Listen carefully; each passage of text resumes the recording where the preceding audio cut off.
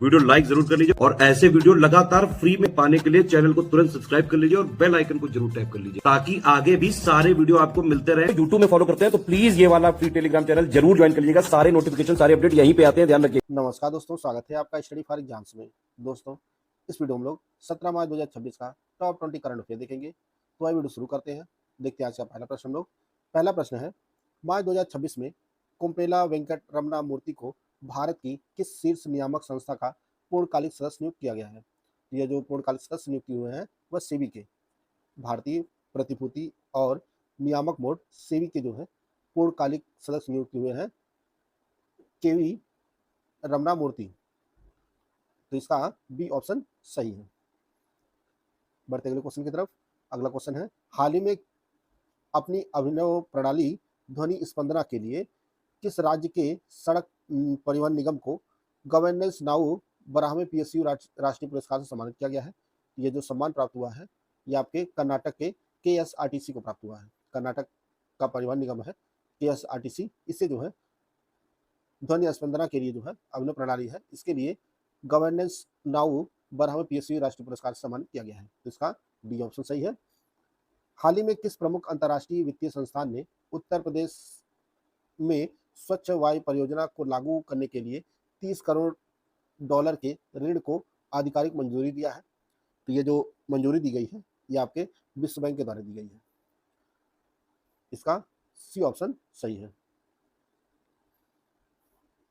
साहित्य अकादमी द्वारा हाल ही में घोषित साहित्य अकादमी पुरस्कार 2025 में हिंदी भाषा के लिए किस वरिष्ठ लेखिका को सम्मानित करने का निर्णय लिया गया है? तो हिंदी भाषा के लिए जो साहित्य अकादमी पुरस्कार है 2025 यह ममता कालिया को दिया गया है, ममता कालिया को, और इनकी रचना है जीते जी इलाहाबाद। इस संस्मरण के लिए जो है इन्हें साहित्य अकादमी पुरस्कार सम्मानित किया गया है। तो इसका ए ऑप्शन सही है, ममता कालिया। हाल ही में पर्यावरण मंत्रालय और राष्ट्रीय जैव विविधता प्राधिकरण एनबीए ने किस अंतर्राष्ट्रीय प्रोटोकॉल के क्रियान्वयन पर भारत की अपनी पहली राष्ट्रीय रिपोर्ट प्रस्तुत किया है? तो ये जो रिपोर्ट प्रस्तुत की गई है यह नागोया प्रोटोकॉल पर प्रस्तुत की गई है और यह भारत की अपनी पहली रिपोर्ट है। नागोया प्रोटोकॉल को 29 अक्टूबर 2010 को जापान के नागोया शहर में जो है अपनाया गया था और यह अक्टूबर 2014 से प्रभावी हुआ है नागोया प्रोटोकॉल, और यह जो है जैव विविधता से संबंधित है। इसका डी ऑप्शन सही है। 17 मार्च 2026 से भारतीय डाक द्वारा तत्काल पार्सलों की अगले दिन की गारंटी शुदा डिलीवरी सुनिश्चित करने के लिए कौन सी नई सेवा शुरू की गई है? ये जो सेवा शुरू की गई है 24 स्पीड पोस्ट, 24 स्पीड पोस्ट सेवा शुरू की गई है भारतीय डाक विभाग के द्वारा। मार्च 2026 में भारत के शीर्ष टायर उद्योग निकाय ऑटोमेटिव टायर निर्माता संघ एटीएमए का अध्यक्ष किसे दोबारा चुना गया है? तो अरुण मामिन को एटीएमए का दोबारा अध्यक्ष चुना गया है मार्च 2026 में। इसका बी ऑप्शन सही है। भारत ने नई दिल्ली में आयोजित world para athletics grand prix 2026 में शानदार प्रदर्शन करते हुए कुल कितने पदक जीतकर जो है पदक तालिका में शीर्ष पर रहा? तो भारत इस चैंपियनशिप में जो है भारत 208 पदक जीतकर जो है पदक तालिका में शीर्ष पर रहा। 208 पदक में आपका 75 स्वर्ण था, 69 रजत पदक है और 64 जो है कांस्य पदक है। दूसरे स्थान पर जो है कुल 35 पदक के साथ रूस दूसरे स्थान पर रहा और भारत जो है 208 पदक के साथ शीर्ष स्थान पर रहा। हाल ही में घोषित 2026 के ऑस्कर पुरस्कारों में किस हॉलीवुड स्टार ने फिल्म सिनर्स के लिए सर्वश्रेष्ठ अभिनेता का प्रतिष्ठित पुरस्कार जीता है? तो यह जो प्रतिष्ठित पुरस्कार जीता गया है वो आपका माइकल बी जॉर्डन के द्वारा जीता गया है। जो सर्वश्रेष्ठ अभिनेता का अवार्ड जीता है फिल्म सिनर्स के लिए माइकल बी जॉर्डन ने जीता है। इसका डी ऑप्शन सही है। भारतीय साहित्य के सर्वोच्च सम्मान 60वां ज्ञानपीठ पुरस्कार 2025 हाल ही में किस प्रसिद्ध कवि और गीतकार को सम्मान करने की घोषणा की गई है? तो ज्ञानपीठ पुरस्कार 2025 से जो सम्मानित होंगे वह आर वैरामुथु को जो है ज्ञानपीठ पुरस्कार 2025 से सम्मानित किया जाएगा। इसका बी ऑप्शन सही है। 13 मार्च 2026 को दिव्यांगजनों की प्रतिभा और उपलब्धियों का जश्न मनाने के लिए पर्पल फेस्ट का आयोजन निम्नलिखित में से कहाँ किया गया है? तो यह जो आयोजन है पर्पल फेस्ट, यह राष्ट्रपति भवन नई दिल्ली में आयोजित किया गया है। इसका बी ऑप्शन सही है। हाल ही में किस राज्य सरकार ने रासायनिक खादों के उपयोग को कम करने के लिए अपने 500 उच्च कृषि क्षमता वाले गांवों को प्राकृतिक कृषि गांव के रूप में विकसित करने की घोषणा किया है? यह जो घोषणा की गई है वह गुजरात सरकार के द्वारा की गई है। गुजरात सरकार अपने जो राज्य के उच्च कृषि क्षमता वाले गांव हैं उनको प्राकृतिक कृषि गांव के रूप में विकसित करेगी गुजरात सरकार। इसका ए ऑप्शन सही है। हाल ही में किस 19 वर्षीय रेसर ने चीनी ग्रांड प्रिक्स 2026 में इतिहास रचते हुए फार्मूला 1 के इतिहास में सबसे कम उम्र में पोल पोजीशन हासिल किया है? तो यह जो रेसर है यह है किमी एंटोनेली। किमी एंटोनेली जो है यह F1 फार्मूला जो सबसे कम उम्र के जो है ड्राइवर बने हैं, किमी एंटोनेली। इसका सी ऑप्शन सही है। हाल ही में किस स्टार टेनिस खिलाड़ी ने इंडियन वेल्स ओपन 2026 के पुरुष एकल का प्रतिष्ठित खिताब अपने नाम किया है? तो यह जो खिताब जीते हैं एकल पुरुष का वह जैनिक सिनर ने जीता है। जैनिक सिनर ने इंडियन वेल्स ओपन 2026 के पुरुष एकल का खिताब जीता है। इसका ए ऑप्शन आपका सही है। हाल ही में प्रधानमंत्री द्वारा 120 मेगावाट की लोअर कोपली जल विद्युत परियोजना का वर्चुअल उद्घाटन किस राज्य में किया है? तो इसका उद्घाटन असम में कोपली लोअर कोपली विद्युत परियोजना का जो है उद्घाटन किया गया है प्रधानमंत्री नरेंद्र मोदी के द्वारा। इसका डी ऑप्शन आपका सही है। प्रधानमंत्री नरेंद्र मोदी द्वारा 14 मार्च 2026 को समर्पित APSEZ Adani ports and special economic zone limited Haldia bulk terminal HBT निम्नलिखित में से किस नदी तट पर स्थित है? तो यह हुगली नदी पर स्थित है और इसका उद्घाटन किया है पीएम नरेंद्र मोदी ने। और यह श्यामा प्रसाद मुखर्जी पोर्ट जो कोलकाता में है, यह भारत का पहला पूरी तरह से स्वचालित ड्राई बल्क कार्गो टर्मिनल है और इसका निर्माण जो है वह हुगली नदी पर किया गया है। इसका सी ऑप्शन सही है। मार्च 2026 में भारत के किस राज्य ने धोलेरा से अपना पहला साउंडिंग रॉकेट सफलतापूर्वक लॉन्च करके अनुसंधान क्षेत्र में नया इतिहास रचा है? तो यह जो रॉकेट लॉन्च किया गया है यह गुजरात से किया गया है। 8 से 15 मार्च तक बैंकॉक में आयोजित वर्ल्ड बॉक्सिंग फ्यूचर्स कप में भारत ने शानदार प्रदर्शन करते हुए कुल कितने पदक जीते हैं? तो भारत ने कुल 5 पदक जीते हैं। दोस्तों, अगर आप उत्तर प्रदेश लेखपाल 2025 की कंप्लीट तैयारी करना चाहते हैं तो ज्ञान सर एजुकेशन ऐप पर complete study material and test series का बैच लॉन्च किया गया है और यह बैच दोनों भाषाओं में उपलब्ध है।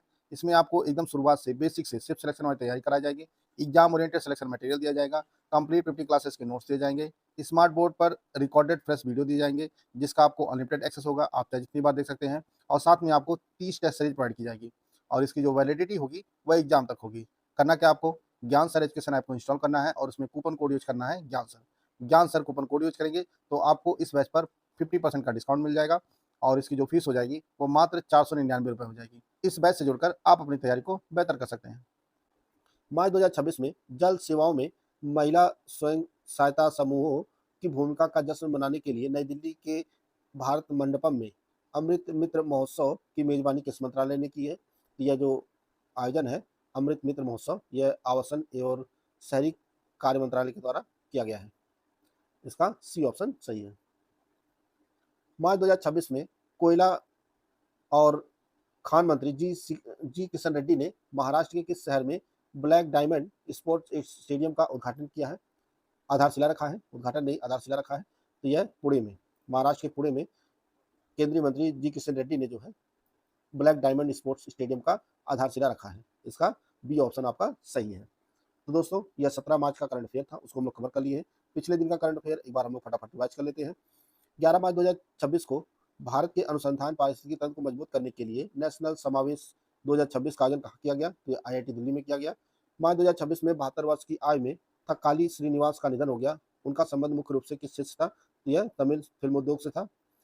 फरवरी 2026 में आयोजित FATF के पूर्ण सत्र में मनी लॉन्ड्रिंग और आतंकी वित्तपोषण से निपटने में कमियों के कारण किन दो देशों को ग्रे लिस्ट में शामिल किया गया? तो यह कुवैत और पपुआ न्यू गिनी को शामिल किया गया।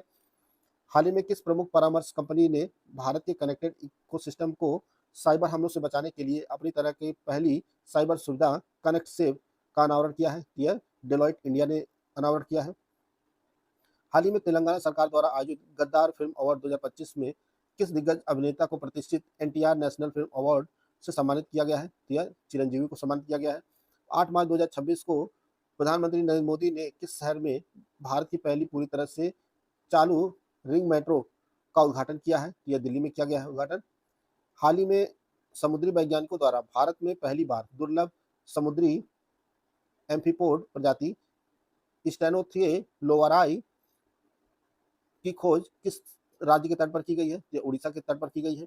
नेपाल चुनाव 2026 में राष्ट्रीय स्वतंत्र पार्टी की शानदार जीत के बाद देश के नए प्रधानमंत्री के रूप में कार्यभार कौन संभालने जा रहे हैं? ये बालन शाह नए प्रधानमंत्री बनेंगे।